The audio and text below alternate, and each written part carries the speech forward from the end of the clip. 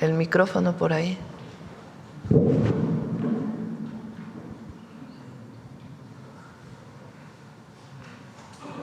Gracias, presidenta. Buenos días. Hatsiri Magallanes, de MBS Noticias. Se dio a conocer una información de que ya se prepara una reunión con acreedores del empresario Ricardo Salinas Pliego, con gente de su gobierno y que incluso podría ser la próxima semana. ¿Podría confirmar ya este encuentro? Sí, todavía no hay fecha, pero sí se va a tener una reunión, como ya lo había comentado. Pero de que sea la próxima semana todavía no. Todavía no está la fecha exacta. Gracias. Un comentario, su opinión, presidenta, después de que el Congreso de Perú destituyó a la presidenta Dina Boluarte, argumentando su permanente incapacidad moral. ¿Nos podría dar su opinión? Bueno, ustedes saben que nosotros consideramos que fue un golpe de Estado el que destituyó al presidente Castillo. Nuestra solidaridad siempre con él. Y pues creo que fue por unanimidad, ¿verdad?, la destitución, pero nuestra insistencia en que se libere a Castillo y que tenga un juicio justo. Gracias, presidente. El día de ayer, la embajadora de Israel aquí en México Einat Kanzneyer, ofreció una conferencia de prensa y ella dice que no hubo maltrato al embajador de México en aquel país y tampoco a los integrantes de la flotilla. Y también rechazó que sea un genocidio, como usted había comentado, lo que está ocurriendo en la Franja de Gaza. ¿Nos puede dar su opinión, por favor? Bueno, ya el canciller, en pláticas con los mexicanos que estuvieron en la flotilla, que ya afortunadamente están en México, puede dar la información a partir de lo que ellos comentan. Yo creo que lo importante ahora es rescatar este acuerdo de paz que parece se ha llegado, lo ha reconocido Hamás en la Franja de Gaza, el gobierno de Israel, esta negociación que pues encabezó principalmente el gobierno de los Estados Unidos, y esperemos que realmente sea un acuerdo de paz y de soberanía de los pueblos. Ese es nuestro pensamiento en este momento. Gracias, presidenta. También su opinión, por favor, respecto a que la opositora de derecha de Venezuela, María Corina Machado, ganó el Premio Nobel de la Paz en vez de Donald Trump en este caso. Pues nosotros siempre hemos hablado de la soberanía y de la autodeterminación de los pueblos, no solamente por convicción, sino porque así lo establece la Constitución. Y me quedaría hasta ahí el comentario. Gracias, presidente. Bueno, vamos. A ver, vamos acá de este lado y luego vamos para acá, luego atrás. Vamos brevemente el compañero y luego vamos así y luego de este lado, si les parece. Buen día, presidenta. Oscar Zamudio para Sagacín. En México la cultura ha dejado de ser un lujo solamente para unos cuantos. Tal es el caso, por ejemplo, de Sergio Maya, quien es orgullosamente hidalguense, que participó en México Canta. La pregunta sería, por un lado, ¿qué va a pasar con todos los demás participantes que estuvieron en México Canta? ¿Cómo va a ser el gobierno federal para que entonces se pueda promocionar todo lo que tiene que ver con cultura, no solamente en la Ciudad de México, sino en todos los demás estados? Y si la agenda que publicaron de presentaciones, si en esa agenda estos artistas ya estarían presentaciones pagadas o todavía no. Bueno, ellos tienen el derecho a participar en cualquier festival, evidentemente, ya en caso de que firmen con pues alguna discográfica, no sé cómo se llaman, todavía se llaman así. También descubrí que todavía se llama LP, que yo pensé que ese nombre ya había desaparecido. Pero bueno, cuando ellos firmen con alguna empresa discográfica, pues ya en todo caso tendrán pues a partir del propio contrato sus definiciones.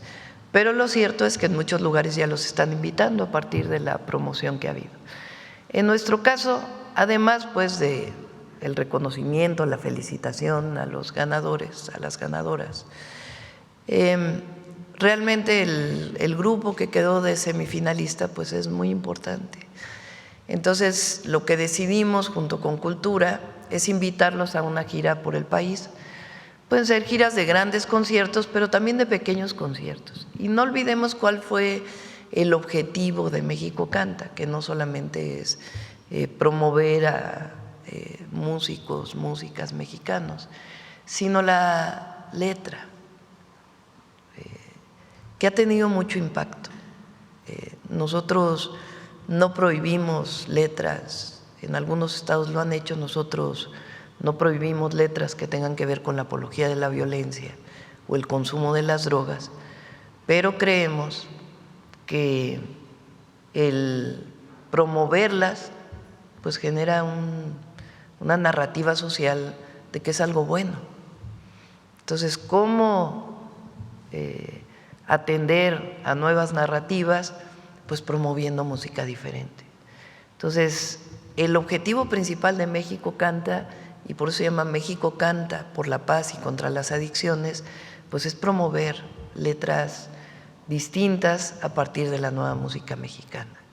Y por eso queremos que ellas y ellos vayan no solamente a grandes conciertos, sino a escuelas, a centros donde estén jóvenes, en donde hablen de sus propias experiencias y compartan pues una visión distinta a partir de la música, que es un lenguaje maravilloso en el que los jóvenes se encuentran.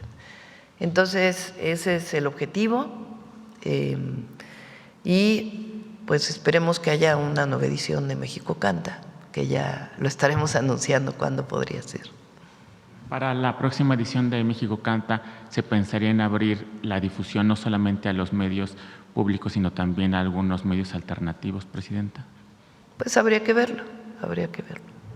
En otro tema, recientemente se bautizó el tren, uno de los trenes de la Federación como el tren del Golfo de México. También hace algunas semanas una de las estaciones de Querétaro fue bautizada como La Corregidora. La pregunta sería, Presidente, en el caso de Hidalgo, dado que habrá varias unidades o varias estaciones que pasarán por ahí, saber si se ha pensado en específicamente bautizar con algún nombre alguna de las estaciones de Hidalgo. Bueno, las estaciones en general en un transporte público tienen dos objetivos. Uno, situar o utilizar un nombre que esté asociado al sitio, y la otra, pues sí, reivindicar héroes, heroínas o lugares históricos. Entonces, todavía no están determinados los nombres como tal. Hidalgo se rayó, la verdad, porque va a tener los dos trenes que pasan por Hidalgo, el México-Pachuca y el Ciudad de México-Querétaro, que pasa por Tula. Entonces, todavía no se tienen los nombres finales de las estaciones, pero tiene ese objetivo, ubicarlos geográficamente y al mismo tiempo con algún nombre relacionado con el lugar y al mismo tiempo el reconocimiento histórico. ¿Se pensaría en abrir alguna consulta ciudadana para seleccionar nombres de...? Se consulta a la comunidad. Así lo hicimos, por ejemplo, cuando fui jefa de gobierno con el trolebús elevado, que va por Ermita Iztapalapa. Los nombres de las estaciones se consultaron con las comunidades en el momento que hubo la consulta y la información de la obra pública. Por último, Presidente, saber en qué terminó el conflicto que existía con una marca de artículos deportivos con unos zapatos que estaban en una situación, había una disyuntiva si era fraude o había una usurpación de arte del estado de Guerrero. Sí, de Oaxaca. Oaxaca. Gracias. Sí, hubo reuniones con la comunidad afectada. En esas reuniones acompañó el INPI y el INDAUTOR, que son las dos instancias que se encargan de ello de acuerdo a la ley, y se llegó a varios acuerdos con la marca. El acuerdo de resarcimiento tiene que ver, todavía no se puede anunciar públicamente, pero con algunas infraestructuras que pidió la propia comunidad, y después se pensará en algún tipo de colaboración más adelante, pero ya hay un contrato de resarcimiento a la comunidad. ¿Se permitiría la venta de esas de esos zapatos No, en México? no, esos zapatos se bajaron del mercado, de inmediato, a la semana se bajaron. Gracias, presidenta. Adelante. Gracias. Buenos días, presidenta. Joana Flores, de Grupo ASIR. Preguntarle, bueno, sobre el México Canta, decía, ya estarían viendo para el próximo año una nueva edición. Vamos a ver si el próximo año, cada 2 años, todavía no definimos, pero sí. ¿Podrían participar aquellos que no ganaron, repetir y volverse a inscribir? Pues hay que más bien esperar a las bases. Las bases no las define el gobierno, sino que las define un grupo de personas que se asociaron en el Consejo Mexicano de la Música, que son promotores musicales, promotores culturales, cantantes, se asociaron en esta organización que no solamente tiene el objetivo de promover México Canta, sino también la música y la industria de la música en nuestro país, a partir pues de compositores y cantantes mexicanos y mexicanas, sobre todo jóvenes. Entonces, ellos tendrían que definir junto con Secretaría de Cultura las bases para la próxima edición y ya estaríamos informando.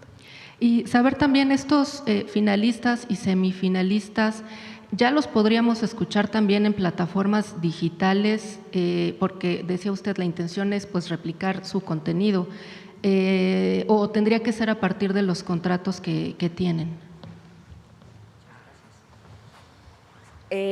Se hizo una masterización, y se está subiendo a SoundCloud, lo vamos a subir en redes sociales para que puedan escuchar a todos, pero tiene un proceso técnico para poderlo subir. Entonces, en eso estamos hoy en la tarde, ya está, lo vamos a anunciar.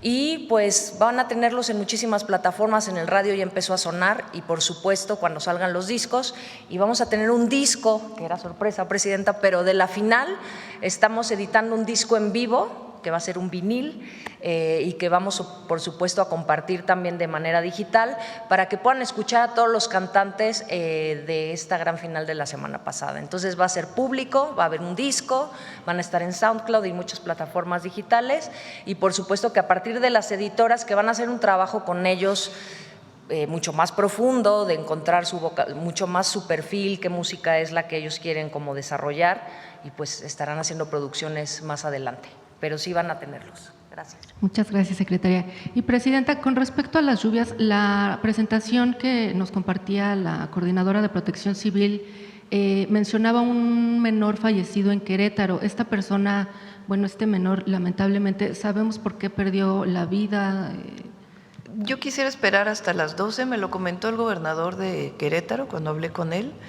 Parece que fue un arrastre de las lluvias, pero daríamos toda la información después de la reunión que vamos a tener hoy. La gobernadora del estado de Veracruz también nos informó de un policía que a la hora de rescatar a algunas personas que estaban en un lugar inundado falleció. Y hasta ahora son estas 2 personas que tenemos en el informe que lamentablemente fallecieron. Obviamente vamos a estar en contacto con sus familias, pero todavía no tenemos toda la información si hay algunas otras personas que perdieron la vida por motivo de las lluvias. Y presidenta, saber después de esta reunión que va a tener a mediodía, si nos pudieran también informar, no sé cuánto presupuesto van a destinar para estas reparaciones, ayudas, estas recuperaciones de vivienda, en fin, después de la evaluación de daños, y saber de dónde salen estas partidas de protección civil de los estados, de dónde salen los presupuestos para atender y si está garantizado todo el apoyo que se requiere. Depende de los daños. ¿Cómo es el procedimiento?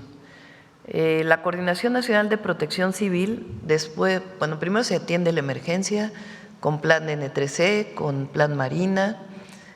Ahora la Guardia Nacional se suma al plan de N3C, ya no existe el plan Guardia Nacional, dado que pasó a la Secretaría de la Defensa. Entonces, primero se activan estos protocolos, los protocolos estatales que haya y los protocolos de la Coordinación Nacional de Protección Civil. Además, Comisión Federal de Electricidad tiene sus propios protocolos y Conagua también, dentro del marco del Consejo Nacional de Protección Civil. Entonces, se atiende la emergencia. La emergencia, pues, es ayuda a la población en caso de que haya viviendas inundadas, obviamente lo que tiene que ver con refugios, lugares para que previamente, de manera preventiva, puedan asistir, la alimentación que tienen que tener. Una vez que pasa, bueno, y también recuperar si es que se perdió el servicio de energía eléctrica y las carreteras, la movilidad para poder accesar. Ese, digamos, es parte de la primera atención a la emergencia. La Coordinación Nacional de Protección Civil a partir de ahí define qué municipios fueron afectados y con qué nivel. Hay municipios y localidades. Se define el municipio y las localidades afectadas y se ve si tuvo una afectación en morado, rojo, amarillo o verde, que son menores afectaciones. A partir de ahí entra después la Secretaría de Bienestar en caso de afectaciones en las viviendas. Y ahí se hace un censo de afectaciones y después vienen los apoyos individuales a la vivienda. Así nos tocó a nosotros el caso del huracán John, el caso del huracán Eric y también las lluvias que hubo recientemente en esa. Este sería el mismo esquema, el mismo protocolo que seguiríamos. La reunión de hoy es porque fue muy extensiva la afectación. Entonces, tenemos que ver primero las afectaciones en carreteras y caminos. Ya está ahí Secretaría de Infraestructura, Comunicaciones y Transportes, con las delegaciones de la Secretaría que tienen en general maquinaria que entran para poder atender la emergencia. Y a partir de ahí, pues ya se ven la cantidad de daños y el trabajo que se tiene que hacer posterior, tanto a la población afectada como a las carreteras, caminos, puentes, etcétera. Al mismo tiempo, en este caso, dado que una parte muy importante de los ríos que vienen de Puebla, de Hidalgo, tuvieron crecidas y la corriente va hacia Veracruz. Entonces toman precauciones para los siguientes días o las siguientes horas para poder informar a la población en caso de que pueda ser afectada. Una vez que se tiene esto, hay una partida, digamos, desapareció el Fonden como un fondo, como un fideicomiso, pero no desaparece como una partida presupuestal que todos los años tiene un presupuesto.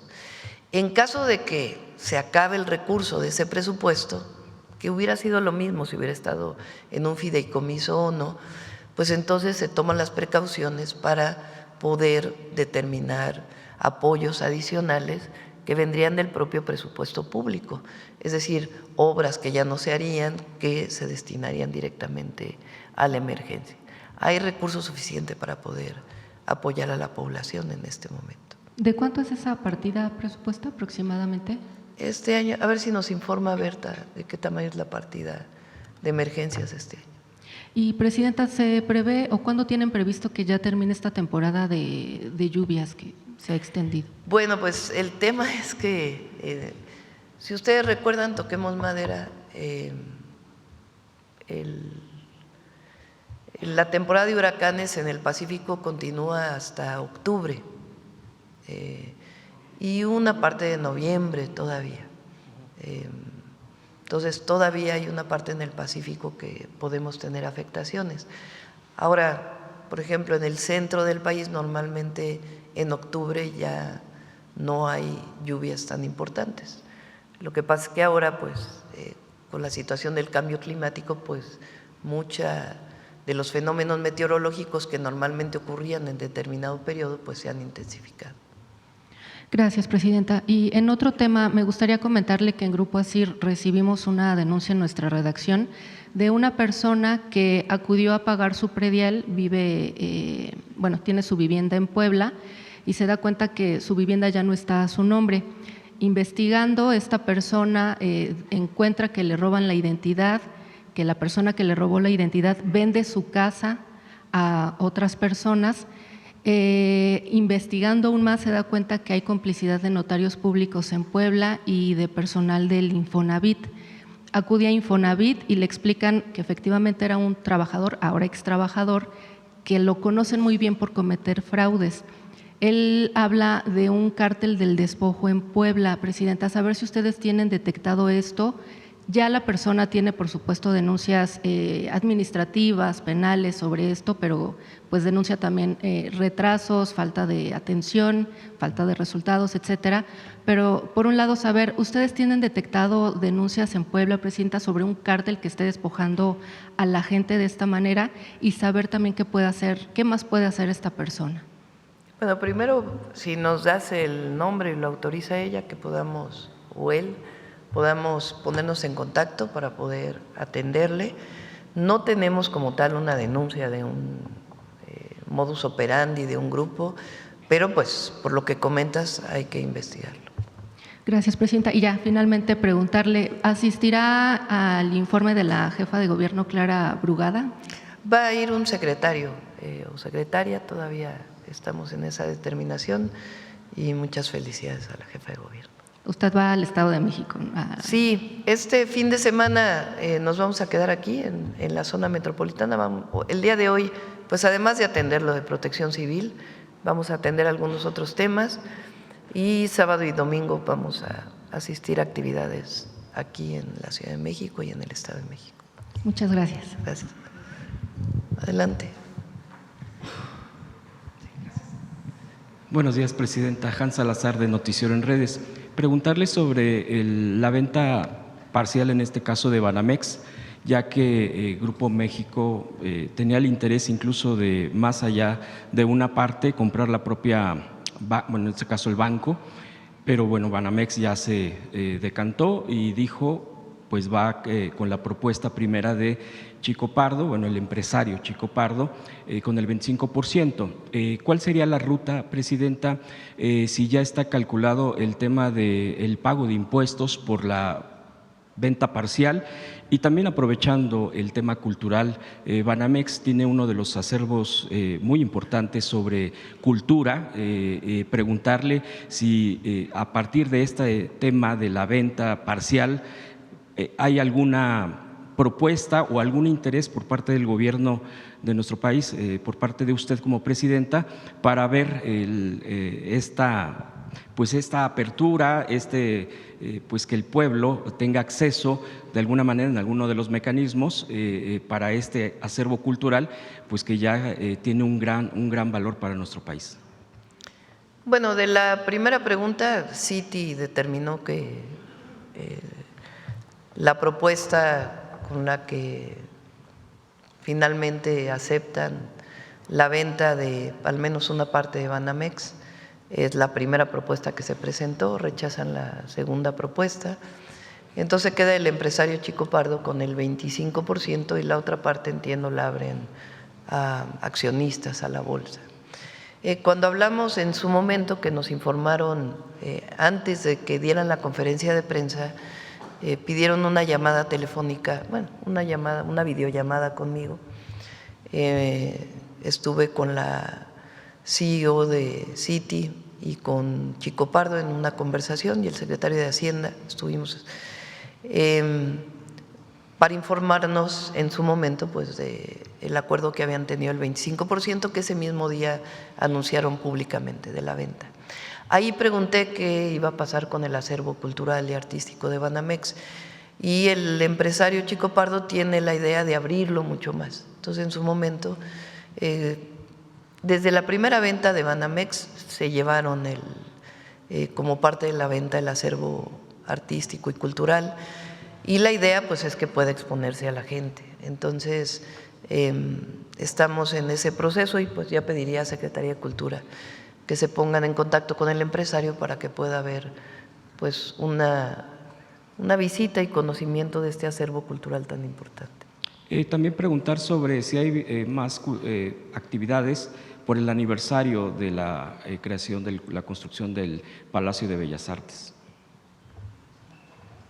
¿Del aniversario de Bellas Artes si hay más actividades? ¿Quieres informarlo?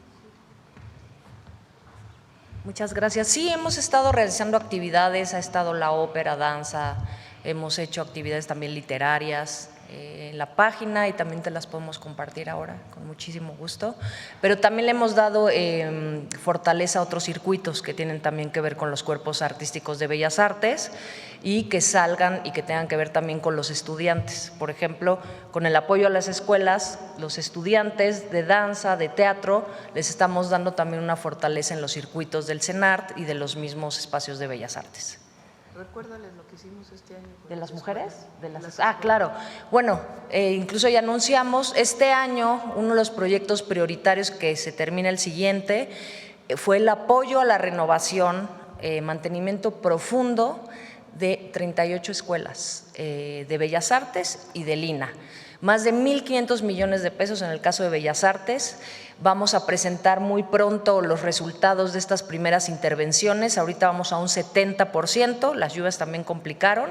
Se hicieron intervención en todas, en consenso con estudiantes, con docentes de las prioridades, y el siguiente año terminamos y las escuelas van a quedar al 100% con equipamiento, instrumentos, actualización de planes de estudios, intervenciones profundas, como las escuelas no habían tenido, yo creo que desde que surgieron.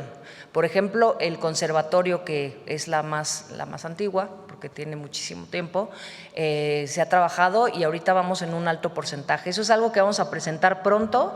También lo que se está haciendo en la ENA, se van a hacer nuevos laboratorios con tecnología de punta, y bueno, va a ser un espacio fundamental para la investigación de la ENA y de todo lo que sucede en el INA, y hay una apuesta fundamental a la educación artística y cultural, y me va a gustar mucho poder venir a presentar los videos. Estamos haciendo recorridos de toda esta intervención profunda, y el otro 50% la terminamos en 2027, y es pues evidentemente en colaboración con un comité que hicimos, que esto es muy importante, con los estudiantes, con los maestros y con todos los que tienen que ver con la comunidad estudiantil. No es algo que definimos nosotros de qué había que intervenir, es algo que se hicieron recorridos diagnósticos, hicimos un plan maestro y tuvimos todo el apoyo de la presidenta, que el año pasado nos dio una inversión muy importante. Perdón, este año. Es que yo ya no sé, como es el 26, perdón. Este año nos dio una inversión muy importante para escuelas, histórica. Entonces vamos a presentar el apoyo a todas estas escuelas. Es fundamental el acceso a la educación, y algo también que estamos olvidando, se hicieron gratuitas todas las inscripciones del INVAL y del Centro de Capacitación Cinematográfica. Refrendamos la calidad de la educación gratuita también en el ámbito de la educación artística y cultural, y eso también es histórico, y eso está ayudando a muchos estudiantes que sobre todo luego vienen de otros estados, y es otro de los apoyos importantes. Entonces, muchas gracias, presidenta. La escuela de cine, ¿no?, que se abre en la cuarta sección. Y estamos por abrir la escuela de cine, el otro CCC, que es de oficios, y la escuela de oficios de Bellas Artes en la cuarta sección de Chapultepec. Va a ser acceso gratuito, va a incrementar la matrícula y las oportunidades de oficios. No necesariamente los estudiantes están pidiendo tal cual una licenciatura. Hay muchos oficios que han pedido, que se han diseñado con ellos y que son parte también de la estrategia integral de las escuelas, que más adelante les presentaremos, pero que estamos también por inaugurar en noviembre el Centro de Capacitación Cinematográfica en la cuarta sección de Chapultepec. Gracias, presidenta. Presidenta. Este año, nada más para recordar, lo dije en el informe, del recorte que va a tener el Poder Judicial, acordado con ellos.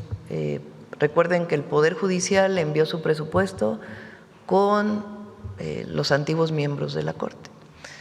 De ahí van a salir como 16,000 millones de pesos que se van a distribuir en distintas áreas.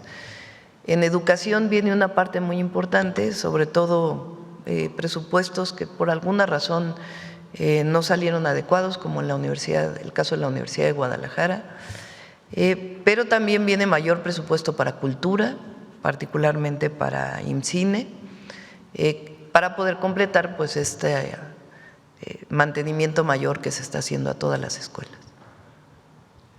Gracias, presidenta. Preguntarle también sobre el tema de la UNAM. Bueno, ya se ha estado tocando sobre el caso del joven que agredió a otro. A ver, este año la partida para emergencias es de 19,430 millones de pesos. comentaba sobre la UNAM. La UNAM ha estado viviendo en estas últimas semanas pues crisis de enojo, incertidumbre de parte de la comunidad estudiantil particularmente, precisamente a partir de los hechos del CCH Sur que aquí se han citado. Incluso últimamente ha habido mucho esta discusión internamente en la UNAM y incluso hay cierta agitación, me refiero a cierta inconformidad, mejor dicho. En este caso, pues el rector ha estado dando su respuesta propia, pero preguntarle a usted, Presidenta, y usted que ha brindado desde el propio Gobierno federal y respetando la autonomía de la Universidad Nacional, ¿cuál es su punto de vista, usted que ha sido académica durante muchos años de la UNAM? ¿Usted considera que esto, porque se especula mucho, que pueda haber pues intereses externos a la universidad para que ocurra, pues empiece a que hay una bomba, estas alertas, bueno, ya hay investigaciones propiamente, pero dale una visión de que esto va más allá de algo pues cotidiano que vive la universidad? ¿Qué lectura tiene, Presidenta?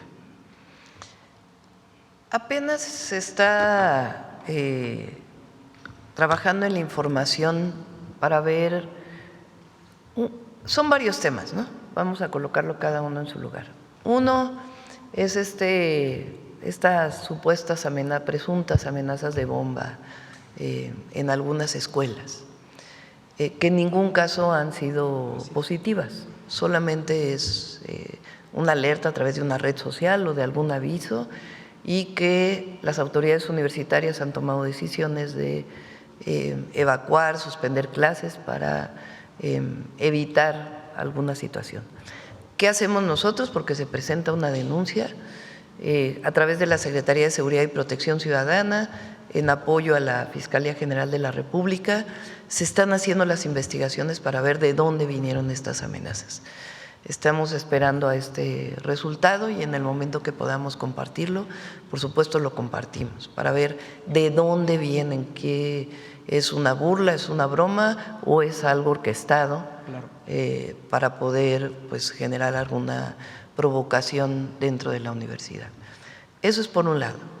Por otro lado está esta situación del llamado bloque negro, que son jóvenes que se visten de negro, que se tapan los rostros, que en algunos casos son estudiantes universitarios y en otros casos no son estudiantes universitarios, que han actuado dentro de algunas instalaciones y en general actúan fuera cuando hay manifestaciones.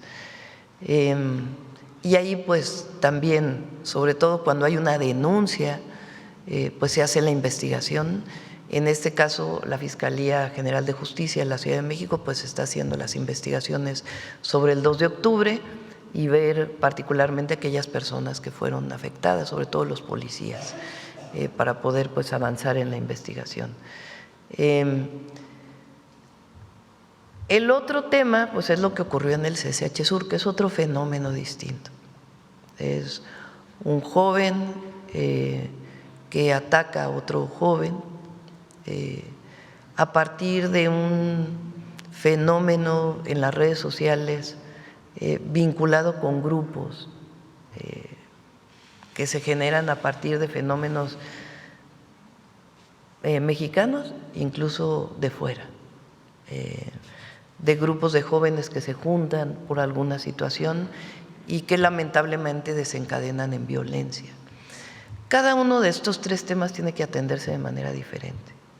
Y desde el gobierno, ¿qué podemos hacer? En lo primero, investigación; en lo segundo, investigación y coadyuvar con las fiscalías en caso pues de una carpeta de investigación. Y en el tercer caso, pues es más bien un tema de atención a salud mental o a fenómenos sociales que se están dando a partir de las redes sociales, principalmente.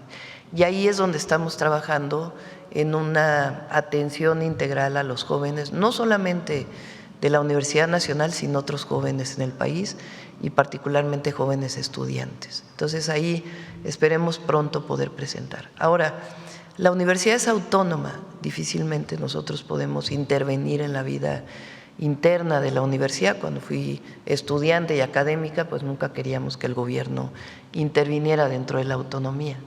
Si la autoridad universitaria nos pide apoyo para algún tema en el marco de su autonomía, siempre vamos a estar ahí. Creo yo que de todas maneras se requiere escuchar a los jóvenes, a los estudiantes, la situación que están viviendo hoy, y se requiere mayor apoyo a los estudiantes desde mi perspectiva. No es algo que lo haya dicho una sola vez, lo he dicho muchas veces, y no lo digo como universitaria que fui. Es muy importante que no haya una división entre la autoridad universitaria y su comunidad, y que cada vez haya más acercamiento para entender pues la situación que viven las y los estudiantes, y también los académicos, que son pues distintos sectores de académicos, desde el académico que da clases por horas hasta los académicos que son de tiempo completo, investigadores o profesores de tiempo completo. Pero ese es un asunto del interior y de la autonomía universitaria. Por último, Presidenta, ¿cuándo va a presentar su libro? Bueno, esa es una buena pregunta, porque me han dicho que está en imprenta. A ver si nos dice Jessie, si ella es la que está ahí espero que ya salga muy pronto. Es un diario de los 3 meses que vivimos junto al presidente López Obrador en esta transición histórica que nunca se había dado, de un presidente saliente y una presidenta entrante, de un movimiento de transformación al que pertenecemos. ¿Haría un acto especial para su presentación? Pues no lo hemos diseñado todavía. Yo creo que más bien, a lo mejor aquí leemos algunos capítulos, al mismo tiempo pues hago una reflexión de lo que ha sido mi vida en términos pues de cómo entré a participar políticamente a través de los movimientos estudiantiles justamente, y cómo me fui involucrando en el movimiento de transformación. Durante su responsabilidad como presidenta, ¿habrá más libros? ¿Usted piensa hacer más? Pues no lo tengo pensado por lo pronto, pero sí sigo escribiendo, porque hay momentos muy especiales que creo que si no los escribe uno, pues se pueden olvidar. Gracias, Presidenta. Gracias, Hans. Bueno, vamos de este lado y si nos da tiempo vamos atrás. A ver, el compañero que desde hace rato, desde hace varios días estás. Muy buenos días, Presidenta, y funcionarios y funcionarias que la acompañan. Presidenta, ayer estuvo presente aquí el director del SAT. No sé si le informó de este caso de Grupo Orlegui, que es dueño del Club Santos Laguna, el empresario Alejandro Irarrágorri Gutiérrez, fue pues prácticamente defendido por un juez de control adscrito al Centro de Justicia Penal Federal en el estado de Coahuila, que dijo que no lo va a vincular a proceso penal promovido por la Fiscalía General de la República a instancias del SAT. Este empresario debe 1.300 millones de pesos, Presidenta. Conocer su opinión y si su gobierno va a impugnar este caso. En todos los casos se impugna. Cuando un juez, cuando el SAT presenta una denuncia fundada penal y hay un juez que da una suspensión, un amparo, pues evidentemente se continúa con el caso. En este y en otros casos siempre se impugna. Y en particular sobre este caso, pues le pedimos una nota a Antonio para que podamos difundirla. Okay. Continuando con el tema de Coahuila, Presidenta, a poco más de un mes de la renovación del Poder Judicial, aún existen resistencias de algunos impartidores de justicia que lograron enquistarse al sistema y fueron ratificados en las pasadas elecciones. Un ejemplo de esta situación es el Centro de Justicia Penal de Torreón, Coahuila, que precisamente acabo de hablar de ese tema, en donde se mantuvo al coordinador Becker Rodríguez Gámez y prácticamente se quedaron la mayoría de los jueces. Esto ha generado muchas dudas, sobre todo ahora que el gobierno que usted encabeza está luchando por terminar con el delito de huachicol, ya que fue en Torreón donde detuvieron a un personaje relevante conocido como el Mono Muñoz, que fue puesto en libertad por el juez de control José Samuel Borrego Rodríguez. Esta actitud del juez Borrego Rodríguez contrasta mucho con lo que ha tenido en otros casos, ya que es el mismo juzgador que ha ignorado a la autoridad federal, quien desde hace 9 meses le giró un exhorto para que enviara el expediente del empresario Arturo Gómez Lara, detenido en la Ciudad de México y enviado a Torreón en 2023 por un delito que no se le pudo comprobar. De hecho, hace 40 días que se determinó la no vinculación a proceso de esta persona porque no había pruebas, vínculos ni motivos, redactó el juez federal y sin embargo sigue privado de su libertad. En este contexto, Presidenta, con la reforma al sistema de justicia penal, una actuación de este tipo sería motivo ya para que el nuevo Tribunal de Disciplina Judicial tome cartas en el asunto. Sí, es muy importante el trabajo del Tribunal de Disciplina Judicial. Recuerden que elegimos a la Corte, magistrados, jueces, y también elegimos al Tribunal de Disciplina Judicial. Son 5 personas que resultaron elegidas. Desde mi muy particular punto de vista, este tribunal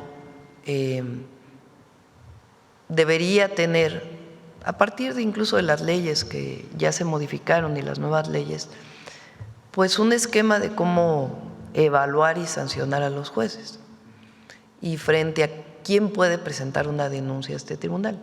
Antes, recuerdan, era el Consejo de la Judicatura, ahora es este tribunal.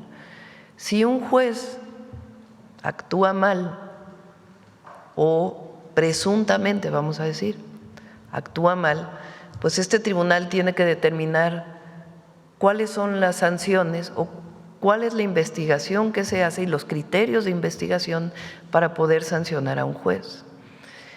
Es fundamental que este tribunal pues pueda, incluso si lo puede hacer público sería muy bueno, informar cuáles son los criterios de evaluación de los jueces y cuáles son las sanciones que se aplicarían, porque tienen que ser a partir de un reglamento, no puede ser subjetivo o de una serie de criterios.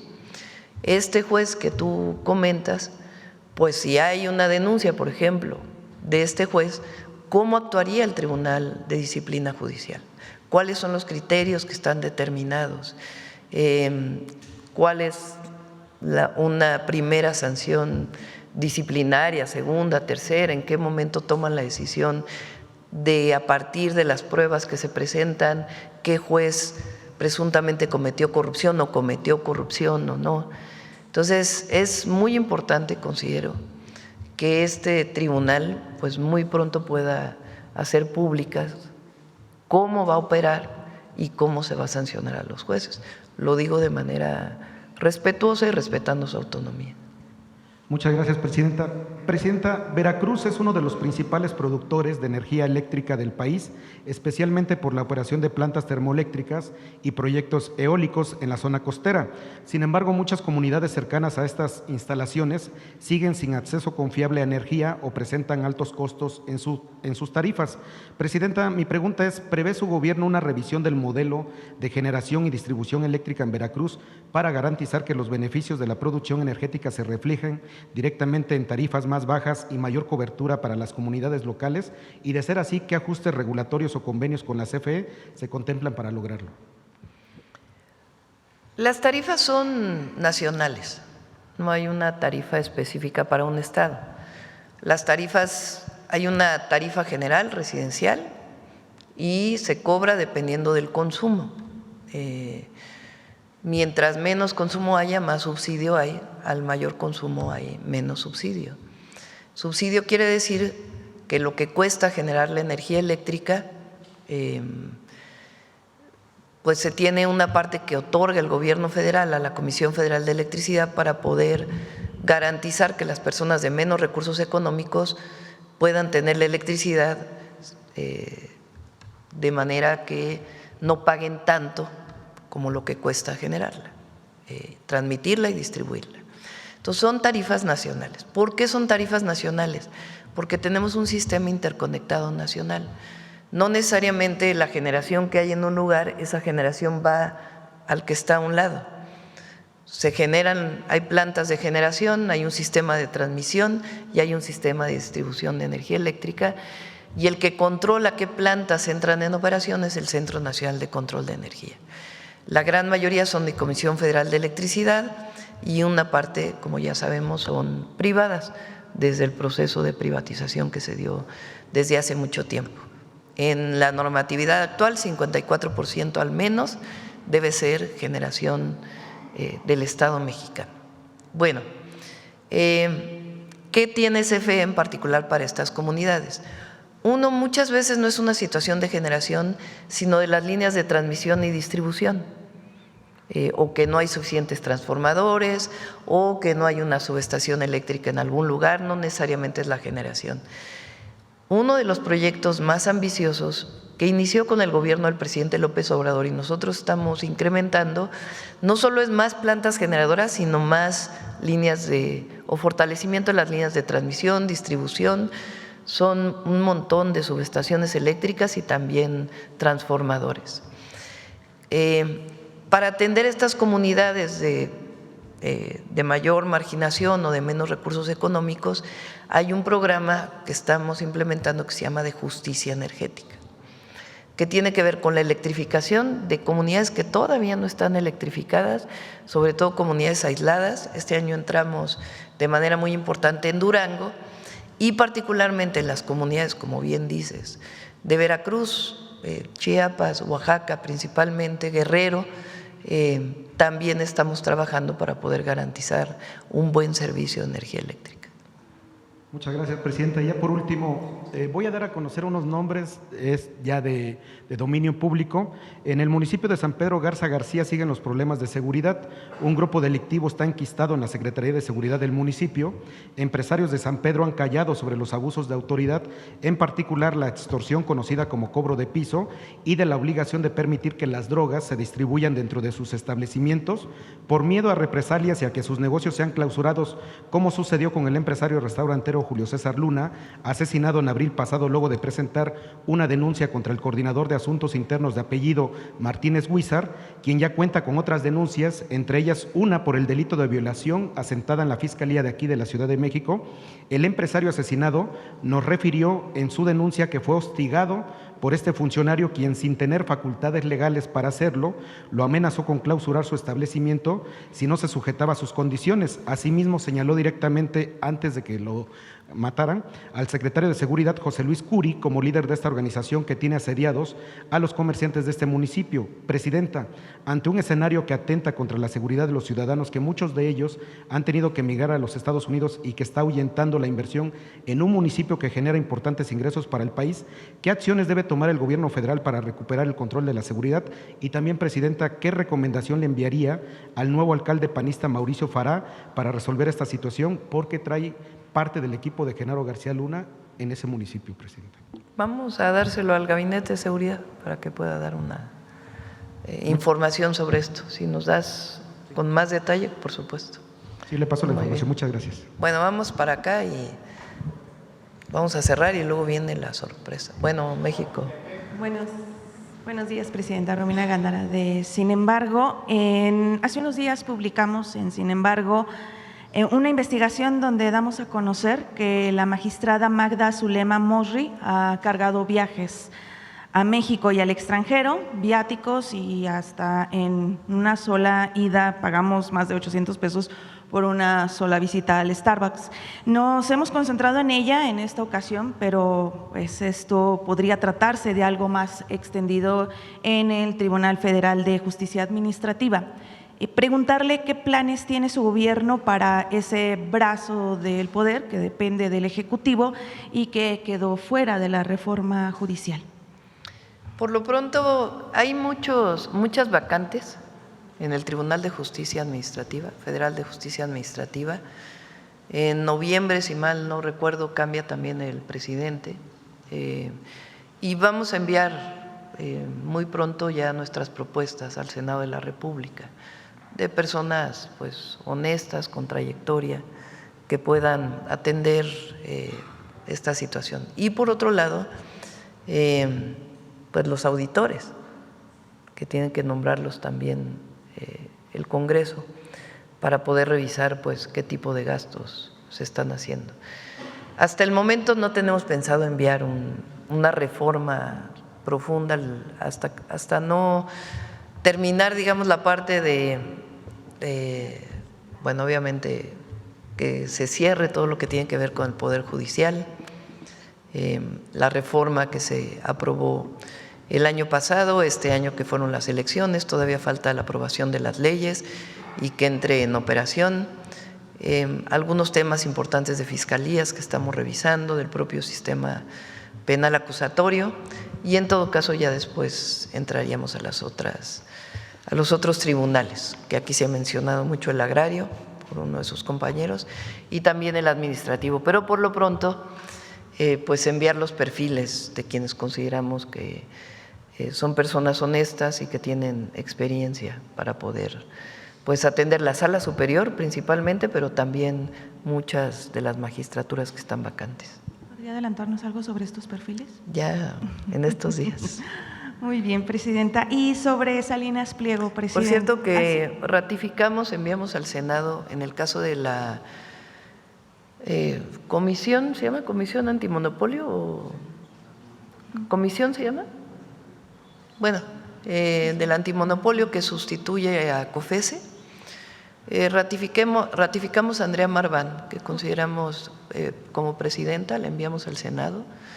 Consideramos que ha hecho un muy buen trabajo, es una joven muy reconocida nacional e internacionalmente y tomé la decisión de enviarla nuevamente, ratificar su nombramiento. Muy bien, pues presidente. vamos a esperar al Senado. Comisión Nacional Antimonopolio.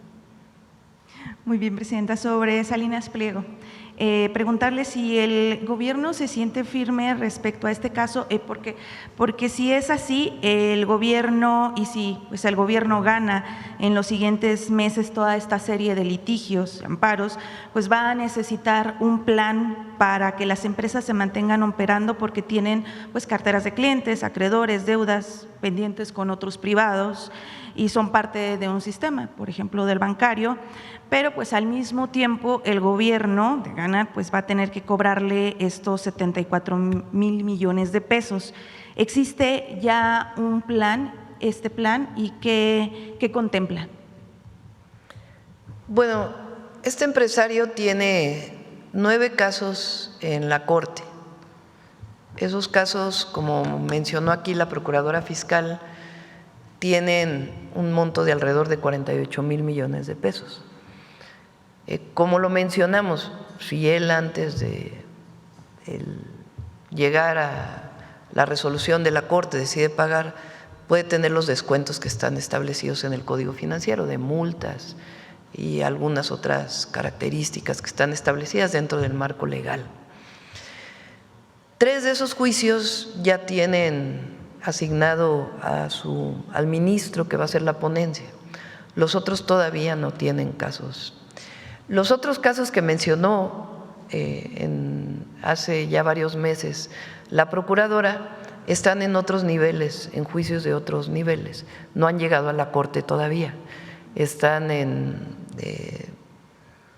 tribunales colegiados, algunos en tribunal administrativo. Entonces, todavía requieren su proceso, que con la nueva ley de amparo, en el caso de los amparos, pues serían procesos más cortos que lo que había antes, esperando pues que se apruebe la ley de amparo. Ahora, todavía hay varios procedimientos hacia adelante que están establecidos en el Código Financiero. Una vez incluso que la Corte determine, ustedes pueden hacer pues una revisión del Código Financiero que están revisando pues la Secretaría de Hacienda.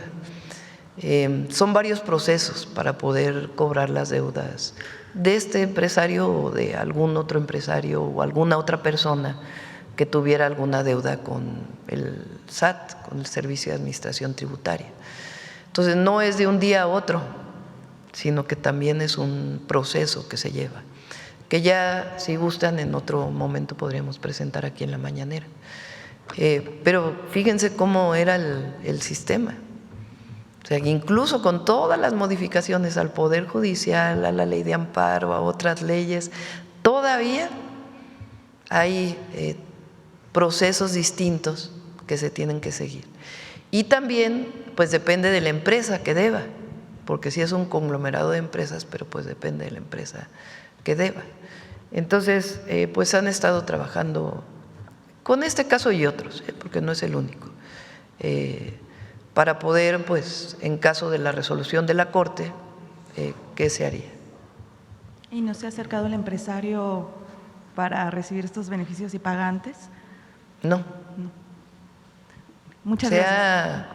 Se ha dado la información, pero no ha habido de parte del empresario o de sus representantes legales algo que diga sí voy a pagar. Muchas gracias, presidente. Ahora nos quedamos con la fila de adelante. Presidenta, muy buenos días a sus invitados. Javier Pérez de HCTV Noticias y Neurona Digital en Web Noticias. Presidenta, acaba de pasar su primer informe de gobierno. Hay un tema histórico prácticamente detrás de usted, activista revolucionaria en el 86, 98, 2002.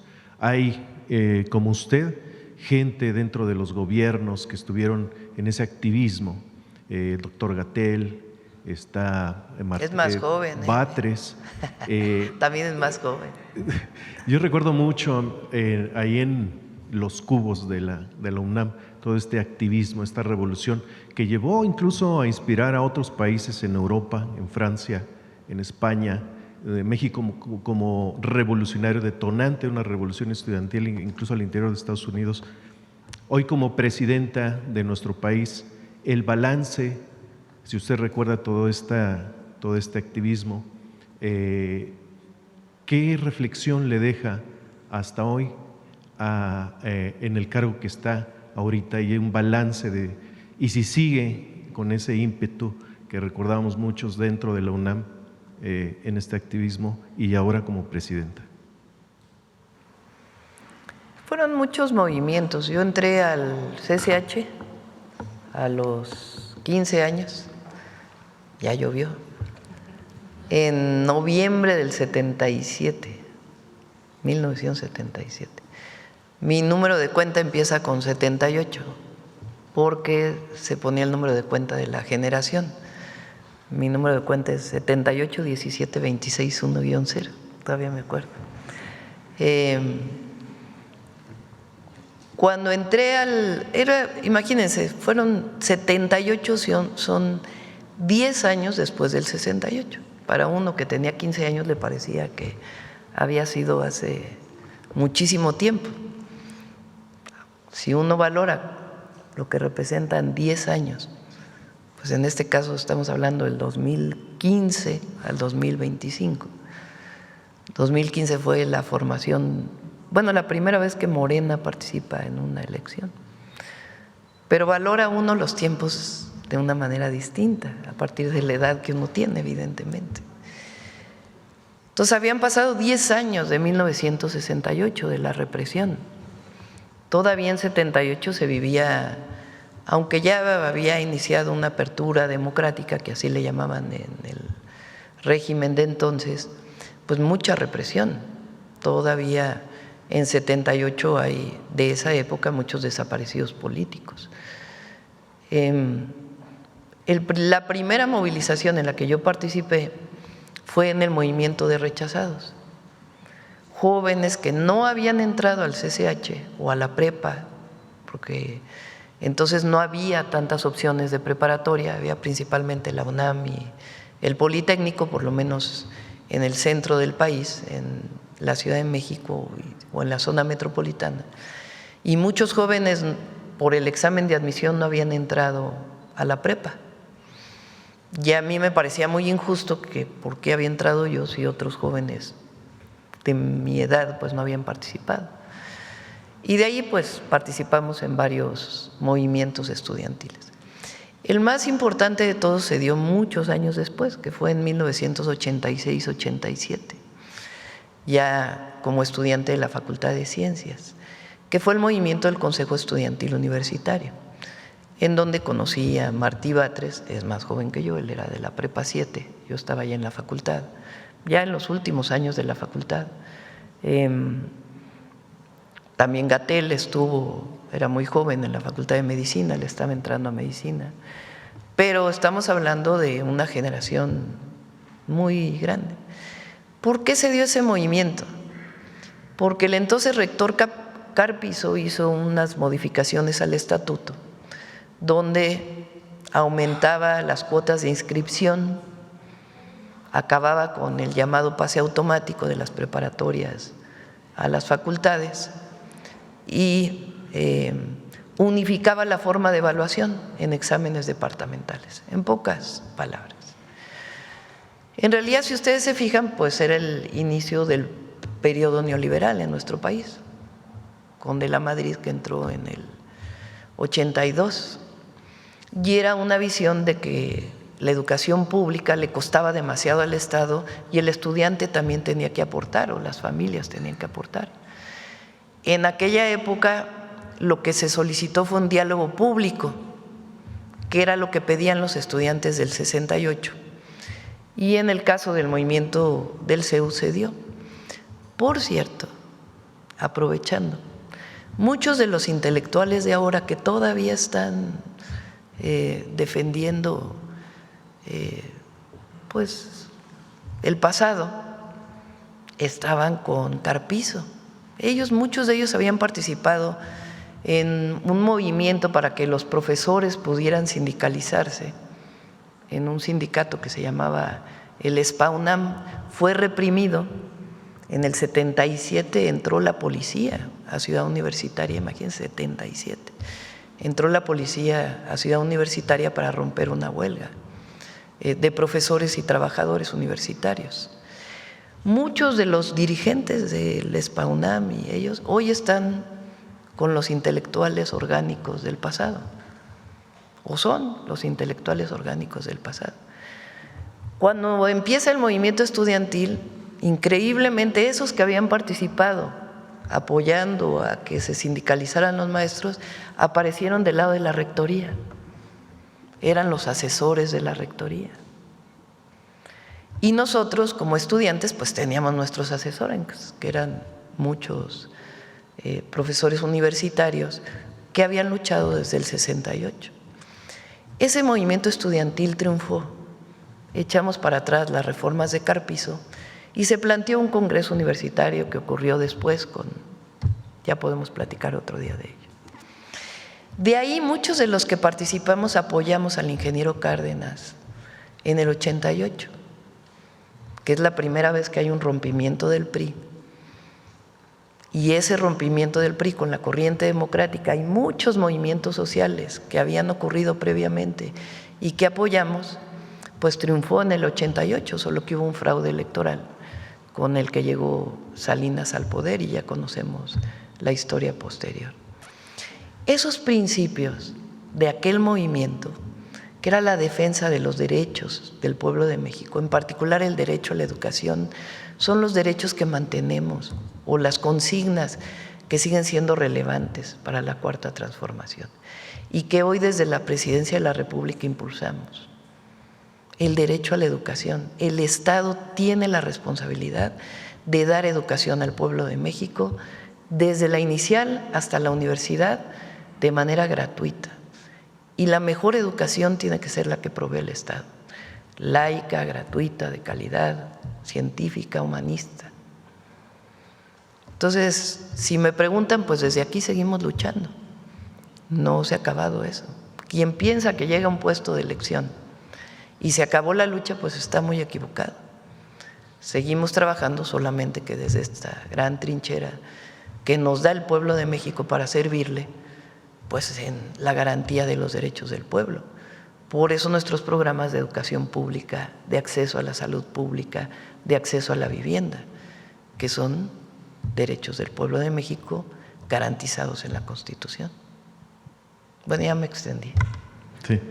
Presidenta, pues hablando precisamente de mujeres… A Jesús Ramírez también lo conocí ahí, en ese movimiento. Él estaba en el CCH Naucalpan y a muchos otros. La recordamos mucho desde el Cubo 1 de Trabajo Social, precisamente en la universidad, en la UNAM. Pues bueno, Presidenta, hablando de otras mujeres y retomando un poquito el tema de Dina Boluarte, fue una heroína dentro de lo que es políticos de la derecha en el continente. Incluso recibió y fue a visitarla Felipe Calderón, Alejandro Moreno, la nombró a usted, me refiero con mucho respeto, como no grata dentro de su país. Esta reflexión acerca de lo que está sucediendo en Perú con Pedro Castillo, pero sobre todo el impacto que tiene en la derecha, pues que la hayan destituido desde el Congreso de su país. Y aprovechando en este mismo tema, pues María Corina Machado en Venezuela, que pedía la intervención en elecciones para ahora sí que del país del norte, su reflexión acerca de estas dos personas. Más que de las personas, sobre yo todo pienso que en el caso de Perú, que es una buena parte de la destitución de Pedro Castillo, o una de las razones, o unas razones profundas, tiene que ver con un racismo y un clasismo muy grande, que no solo hay en Perú, sino en muchos países, y particularmente en América Latina. En nuestro país, afortunadamente, el movimiento de transformación que representamos, pues tiene que ver con acabar con el racismo y el clasismo y reconocer a las personas, como lo establece la Constitución, como iguales.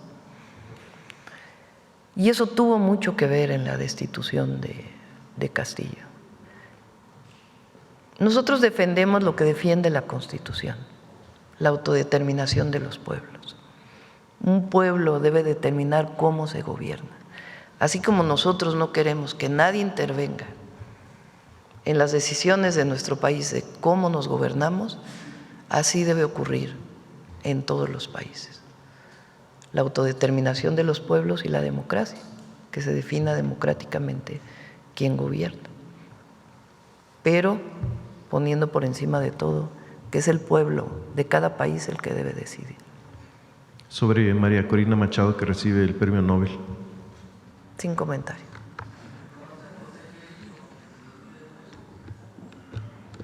Vamos a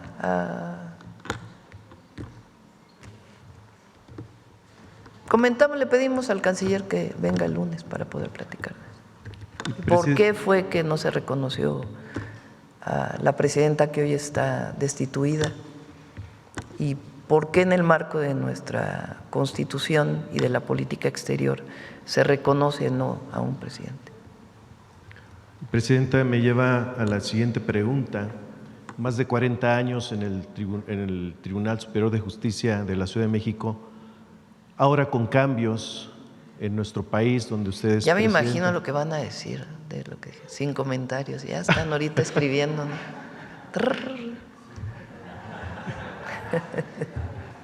Pues su posición como presidenta, hay gobernadoras hoy, de la apertura del 2018 a la fecha, hay una democracia en nuestro país donde el pueblo tiene el poder de elegir a quienes lo manden. Se ha demostrado en diferentes estados, en municipios, en secretarías de gobierno. Y me lleva a lo siguiente, Presidenta, en el Tribunal Superior de Justicia de la Nación, de la Ciudad de México, hace más de 40 años, o 40 años para ser exacto, donde no hay una mujer que esté al frente de la presidencia de este tribunal, que es el más importante, o era el más importante y con mayor peso en lo que es la procuración de justicia en prácticamente todo el continente. Hay elecciones internas. Que decidan, no me voy a meter. Que decidan, perfecto. Sí, que decidan ahí. Y por último… No sé, porque en el caso nacional queda como presidenta o presidente de la Corte quien más votos tenga, ¿no? Pero no sé, en este caso de la ciudad, cuál sea la interpretación, pero lo revisamos. A los tribunales en general, porque también se ha hablado de una reforma a las procuradurías, al sistema de justicia penal. Siempre va a estar a favor de que haya más mujeres en la toma de decisión. Pero en este caso en particular… Y votación, pues y que se pudiera votar, también que el pueblo pudiera decidir. hay que revisarlo, vamos a revisarlo. No, por eso digo, ya hicimos una primera reforma muy importante al Poder Judicial, hay que cerrar esta reforma y en todo caso hacer una evaluación para los otros tribunales, el agrario, el administrativo. Por último, Presidenta, si tiene usted algún informe de cómo va la reforma al agua, y bueno, también la derecha se ha pronunciado ya en voto en contra de la ley aduanera que ha causado muchísima polémica al interior de partidos de derecha. Pues Gracias. vamos a estar en contra. Rara vez votan algo a favor. Es una definición de ellos. Gracias, Presidenta. Sí. A ver, vamos aquí muy rápido y ya cerramos porque ya es retarde. Vamos con Suave Patria y luego la sorpresa. Buenos días, Presidenta. Yanara Alcántar de PopLab de Guanajuato.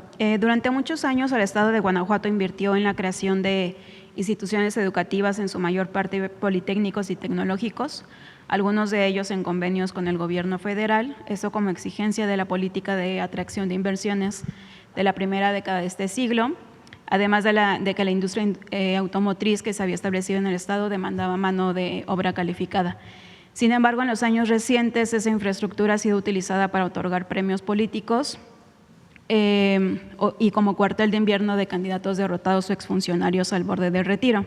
En PopLab se documentó el caso del Tecnológico de Abasolo y TESA, donde colocaron como rectora a una ex candidata panista perdedora de una elección, que es abogada de profesión, que no cumple el requisito de grado de doctora que pide la ley y que nada tiene que ver con las 8 ingenierías que se imparten en la institución. En cambio, desde ese cargo realiza ya campaña con las 8 ingenierías que imparte… realiza ya campaña anticipada para volver a contender por el PAN en ese municipio en 2027. En ese sentido, Presidenta, ¿considera que el reto que tiene el país de formación profesional de jóvenes y las enormes inversiones realizadas en materia educativa se merecen este tipo de decisiones políticas de coyuntura? Ayer lo preguntaron también, ¿no? Hay un sistema educativo de educación superior que son los tecnológicos y politécnicos, que se creó, si mal no recuerdo, en el sexenio de Fox, donde el gobierno del estado pone la mitad y el gobierno federal pone la otra mitad. Y desde entonces se quedó esta idea de que el gobernador ponía a los directores. Se lo comenté, lo hemos comentado con Mario Delgado, con el secretario de Educación, y evidentemente la dirección de una escuela pues no puede ser un favor político, ¿verdad? Tiene que ver con pues perfiles que permitan desarrollar a la institución académica. Entonces pues vamos a revisar en particular estas instituciones y pues garantizar que sean perfiles académicos quienes dirijan las instituciones educativas. Gracias, Presidenta. Y bueno, el pasado 19 de septiembre se cumplieron 4 meses de la desaparición de José Juan, de 15 años, en Valle de Santiago, Guanajuato, y al pasado 23 de septiembre también debió ser respondida a la acción urgente del Comité contra la Desaparición Forzada de las Naciones Unidas con la información sobre las medidas adoptadas para cumplir con las recomendaciones, entre ellas la identificación, localización y entrevista a cada uno de los agentes de las Fuerzas Armadas que participaron en el operativo, a los agentes de la Fiscalía Estatal involucrados, así como a los mandos militares que ordenaron la movilización. De hecho, esta misma petición pues, fue solicitada por el abogado que lleva el caso, sin que hasta el momento haya avances sobre esta petición. Bueno, en ese sentido, pues a ver si nos puede informar sobre avances. No te escuché al principio, ¿qué caso es? La desaparición forzada de José Juan en Valle de Santiago, de 15 años. Si quieres le pedimos al Gabinete de Seguridad que pueda dar más información y a la propia Secretaría de la Defensa. Gracias. Y bueno, por último, Presidenta, respecto al tema del Tren a León, bueno, hace unas semanas, pues junto con la gobernadora Livia Denis encabezó el banderazo de salida del tren Querétaro-Irapuato, un proyecto que es calificado… Perdón, a ver si hoy mismo en este caso pueden dar la información, ¿no? Porque… sí. Sí, gracias. Justo del banderazo de salida del tren Querétaro-Irapuato, un proyecto que es calificado como estratégico para impulsar la movilidad y la conectividad del Bajío con otros estados. La noticia ha sido pues muy bien recibida con entusiasmo en Guanajuato, sin embargo, pues ha generado también muchas expectativas de otros municipios intermedios, como es el caso de Silao e incluso los municipios de San Francisco y Purísima de Rincón, que ya están en el camino hacia Guadalajara. Hay posibilidades en ánimo de aumentar el aforo de pasajeros que otras estaciones puedan ser consideradas y también, por otra parte, pues los anteriores gobiernos panistas del estado invirtieron mucho dinero en un derecho de vía para un tren interurbano por el corredor industrial de Guanajuato, que nunca se realizó, y muchos de esos terrenos hoy se encuentran invadidos o han sido utilizados para otros proyectos, pero algunos podrían resultar viables todavía. ¿Nos podría decir a cuál de los dos gobiernos, si al federal o estatal, corresponde la liberación del derecho de vía para el ramal del Tren a León y si sería posible supervisar que los procesos necesarios para garantizar el aterrizaje del proyecto se lleven a cabo con oportunidad y eficacia, sobre todo por la importancia que representa pues esta obra y también por la expectativa que ha generado entre los habitantes del estado? La liberación del derecho de vía corresponde a la Federación. Evidentemente intervienen muchísimas instituciones. Quien lleva a la cabeza de este grupo, en el caso de la Secretaría de Infraestructura, Comunicaciones y Transportes es Néstor Núñez, pero quien normativamente lo lleva pues es la SEDATU. Y evidentemente si se va a adquirir un terreno pues tiene que participar INDAVIN para poder hacer la evaluación. Y también, si es un terreno federal, pues INSUS. Y si es un terreno estatal o municipal, pues normalmente se pide que se done al proyecto por lo menos la parte del derecho de vía. Y son procesos muy auditables. Entonces, en este caso lo estamos llevando así. En el caso del México-Querétaro ya prácticamente está todo el derecho de vía. En el México-Pachuca ya está todo. Y siempre hay pues mucho diálogo con las comunidades. Las estaciones pues se definen en general técnicamente y ya creo que el jueves dijimos que venía Trenes, ¿no?, a informar. El miércoles viene Trenes para que podamos contestar todas las preguntas. Muchas gracias. Bueno, ya cerramos, vamos con Suave Patria y luego con la sorpresa. Con su permiso, Presidenta, muchas gracias. Auca Kumrai Wi. La saludamos con mucho gusto como cada semana, Presidenta. AUCA, secretaria, subsecretaria, amigas, amigos, AUCA desde Palacio Nacional. Les acabo de saludar en Paypay, una lengua originaria que se habla en la comunidad de Santa Catarina, Ensenada, al norte de Baja California. Nuestra suave patria vive en las manos de mujeres y hombres que sueñan, crean y trabajan con orgullo para que los oficios de esta tierra no se borren con el paso del tiempo. Entre ellos, hay uno que guarda el aroma de la tierra y el brillo del sol, un arte que se ha convertido en un símbolo de identidad, de carácter y de pertenencia. Porque allí, donde el cuero se transforma en arte, nace una obra que desafía las modas y las fronteras, una artesanía que cuenta quiénes somos y hacia dónde caminamos. Por eso hoy, en Suave Patria, queremos compartir con todas y todos ustedes esa herencia que viste al norte de México, la alegría, la destreza y el talento de quienes, con aguja, hilo y el corazón en la mano, dan vida a un emblema nacional. Con el permiso de usted, estimada Presidenta, amigas, amigos, presentamos una cápsula que celebra el orgullo de Tamaulipas y el amor de su gente por México.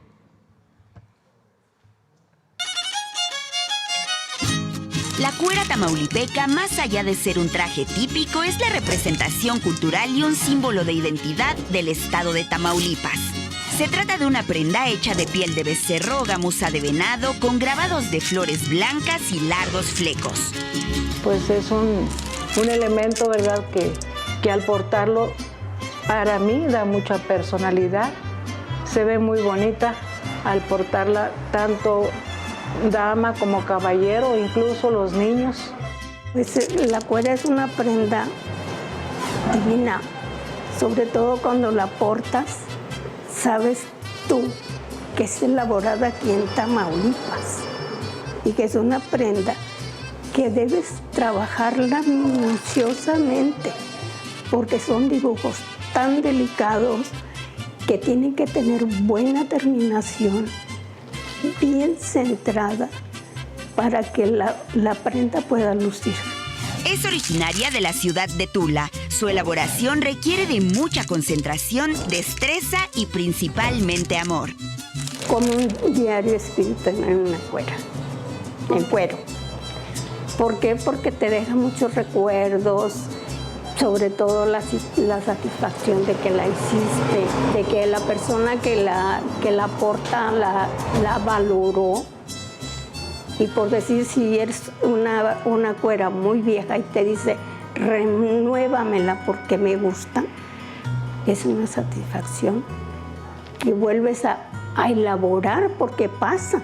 Pero si a uno le gusta su trabajo, lo hace bien hecho.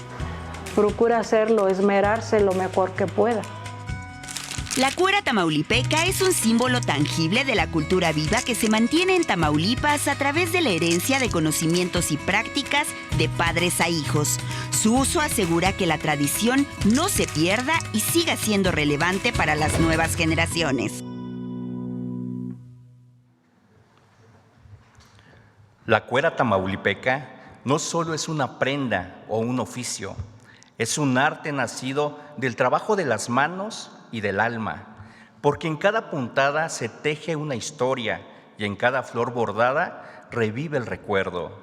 En este arte es testigo de revoluciones y cabalgatas, sigue acompañando hoy a quienes transforman la patria con mucho esfuerzo, porque cada vez que el aroma del cuero nos envuelve, volvemos al norte de México, a su orgullo, a su temple, a esa tradición que se ha resistido al paso del tiempo. A las mujeres y hombres que hacen de la cuera tamaulipeca un símbolo vivo, gracias. Muchas gracias por darle forma con su talento y con sus manos a la identidad, al orgullo y al corazón de México. Porque mientras exista quien trabaje el cuero con amor y oficio, nuestro país seguirá viéndose y volviéndose con mucho amor en historia, en arte y sobre todo en mucha patria. Hanuli, muchas gracias.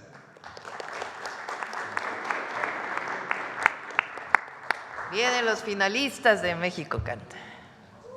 Los ganadores, ganadoras. Adelante. Con legado de grandeza.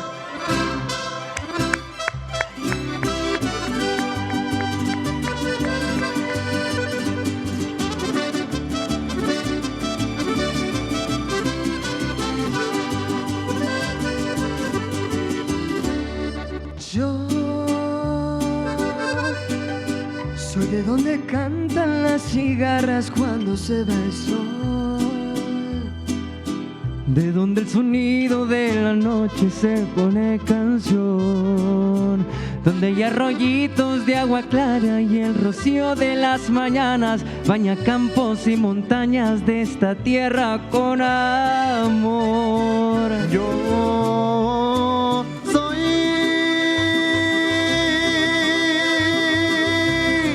puro mexicano y por donde quiera que ando orgulloso voy cantando. Soy de México, señores. México, tierra bendita que sabe a tequila, mujeres bonitas, a trabajo y sol. México, cuando yo me muera quiero que mi cuerpo lo cubra esta tierra bendecida por Dios. ¡Por orgullo mexicano, señores! ¡Por legado de grandeza! ¡México canta, sí señor!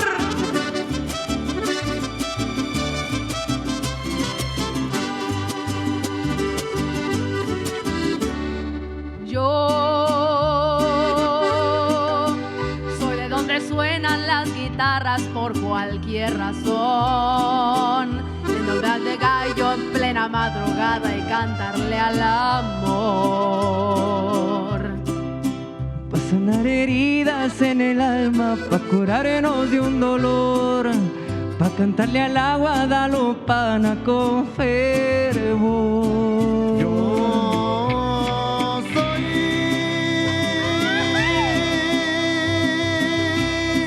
puro mexicano y por donde quiera que ando orgulloso voy cantando. Soy de México, señores. México, tierra bendita que sabe a tequila, mujeres bonitas, a trabajo y sol. México, cuando yo me muera quiero que mi cuerpo lo cubra esta tierra bendecida por Dios. Porque yo soy pura mexicana y por donde quiera que ando orgulloso voy cantando. ¡Viva México, señores! Porque soy de México.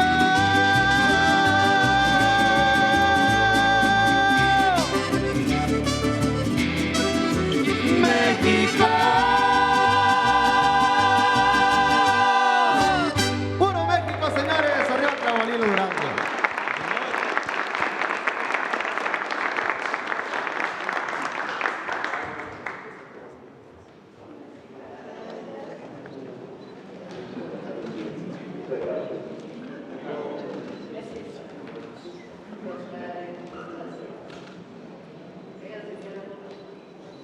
Vente, Marina, rectora, hermano, vente, vente. Desde ese lado, ¿Podrían voltear de este lado, por favor?